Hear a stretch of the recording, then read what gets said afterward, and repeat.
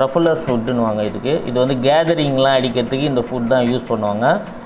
இந்த ஃபுட்டோட எப்படி நம்ம வந்து இந்த ஃபுட்டில் எப்படி தைக்கிறது அப்படின்றது தான் பார்க்க போகிறோம். முதல்ல இந்த ஃபுட்டை வந்து எடுத்து பார்த்துடலாம். பாருங்கள், இதுதான் அந்த ஃபுட்டு.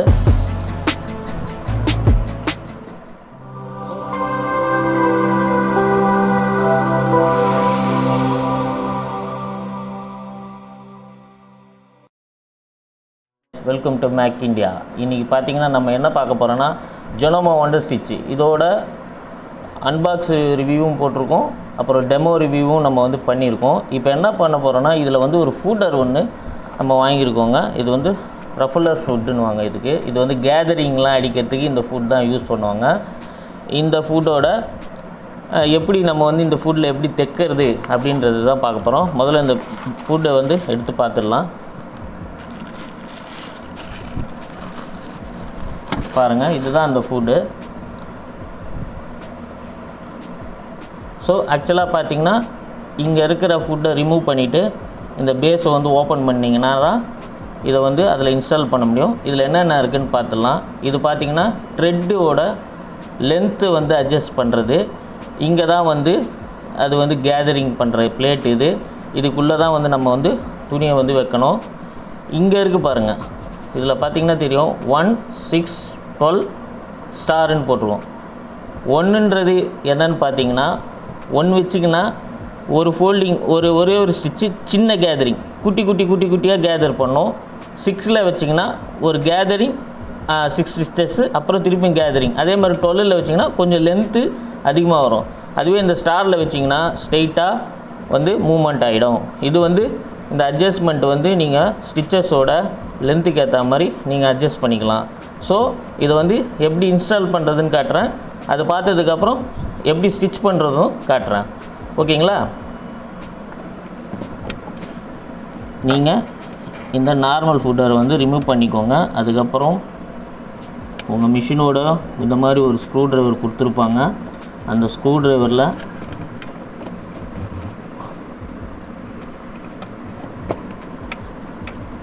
இந்த நட்டை வந்து ஸ்க்ரூ வந்து லூஸ் பண்ணிங்கன்னா ஆல்ரெடி இருக்கிற ஃபுட்டோட பேஸு வந்துடும். அதை ரிமூவ் பண்ணிவிடுங்க. இந்த ஃபுட்டை தான் வந்து நம்ம இதில் இன்ஸ்டால் பண்ண போகிறோம். முதல்ல நீடியில் வந்து ஆக்சுவலாக நான் நூல் இதிலே கோத்துருக்கிறேன்.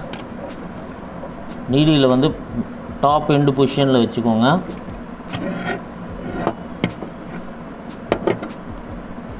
வச்சுட்டு ஸ்க்ரூவை ஃபுல்லாக கட்டிடுங்க. ஒவ்வொரு இது ஒரு மாதிரி வரும். இந்த ஃபுட்டர் வந்து ஃபுல்லாக பேஸோடு தான் வருது. சில ஃபுட் பார்த்திங்கன்னா இந்த லெக்கு மட்டும் இருக்கும், நம்ம ஃபுட்டை வந்து ப்ரெஸ் பண்ணுற மாதிரி இருக்கும். அமேசானில் பார்த்திங்கன்னா 1200, 1500 நிறைய ரேஞ்சில் இருக்குது. நம்ம என்ன ரேஞ்சில் வேணுமோ வாங்கிக்கலாம். கட்டினதுக்கப்புறம் பார்த்திங்கன்னா இதை வந்து உள்ளே எப்படி இன்ஸ்டால் பண்ணி மாட்டணும். இந்த இது இருக்குது பார்த்திங்களா, இது வந்து இந்த நீடிலோட இந்த இதில் லாக் ஆகிற மாதிரி மாட்டிக்கணும். நீங்கள் மாட்டிங்கன்னா தான் உங்களுக்கு வந்து இது மூமெண்ட்டு கொடுக்கும்போது இந்த இது வந்து நான் ஸ்டிச் பண்ணும்போது காட்டுறேன். இது வந்து மேலேயும் கீழேயும் போயிட்டு வரும். அதுக்கு தான் வந்து இந்த இது வந்து இந்த நீடிலோட ஹெட்டு இருக்குது பாருங்கள், அதில் வந்து லாக் ஆகிற மாதிரி ஃபிக்ஸ் பண்ணணும். ஃபிக்ஸ் பண்ணிவிட்டு நீங்கள் வந்து இந்த ஸ்க்ரூவை வந்து இதில் மாட்டிடணும். பார்த்திங்கன்னா இந்த மாதிரி வச்சு டைட் பண்ணிவிடுங்க. ஃபுல் டைட் பண்ணிவிடுங்க.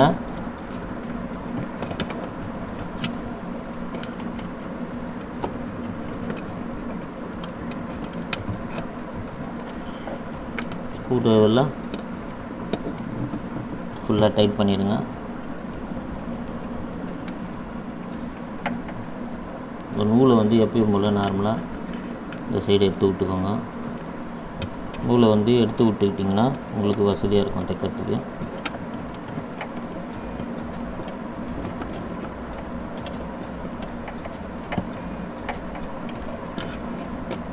ஓகேங்களா?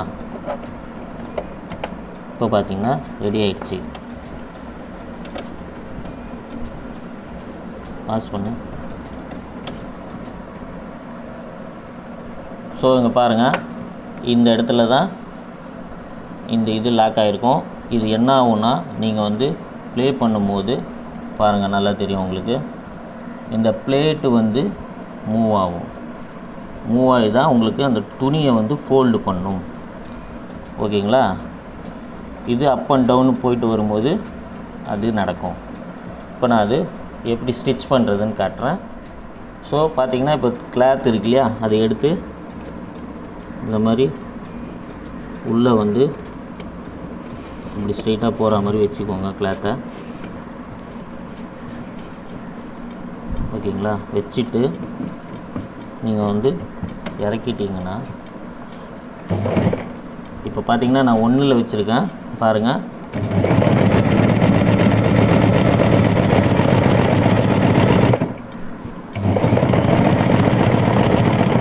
தெரியுதுங்களா?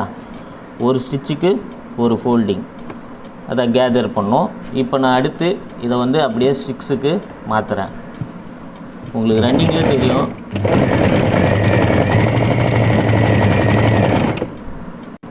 ஸோ இது பார்த்திங்கன்னா நம்ம 1ல் வச்சு ஸ்டிச் பண்ணினோம். ஆனால் வந்து கேதரிங் வந்து சரியாக வரல. என்னன்னு பார்த்தீங்கன்னா இங்கே பாருங்கள், இந்த இடத்துல ஒரு பல்செட்டு இருக்கும். இந்த இடத்துல தெரியுதுங்களா? இதுலேயும் வந்து உங்களுக்கு அட்ஜஸ்ட்மெண்ட் இருக்குது. அந்த பல்செட்டரை வந்து கரெக்டாக வச்சா தான் அது வந்து நம்ம வைக்கிற ஸ்டிச்சஸுக்கு வருது. இப்போ நான் அதை செட் பண்ணிட்டேன். இப்போ தைக்கிறேன் பாருங்கள். ஸோ ரன்னர் மேலே தூக்கிட்டு கிளாத்தை வந்து இப்படி நீங்கள் உள்ளே விட்டு இன்ஸ்டால் பண்ணிக்கணும். பண்ணிவிட்டு ரன்னரை கீழே இறக்கிடுங்க. ஜனமாவை பொறுத்தவரைக்கும் ஃபஸ்ட்டு ஒரு பஞ்சு உள்ளே பஞ்ச் பண்ணால் தான் த்ரெட்டு வந்து வெளில வராமல் இருக்கும்.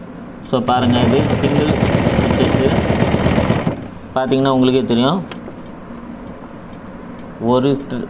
ஒரு ஸ்டிச்சுக்கு ஒரு ஃபோல்டிங் வரும். அதே வந்து நான் இப்போ வந்து 6ல் மாற்ற போகிறேன் கேதரிங்கு.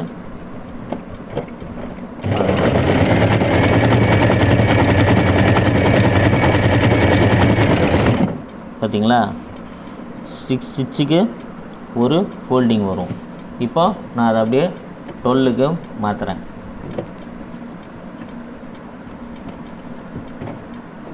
ஓகேங்களா? 12க்கு மாற்றியாச்சு.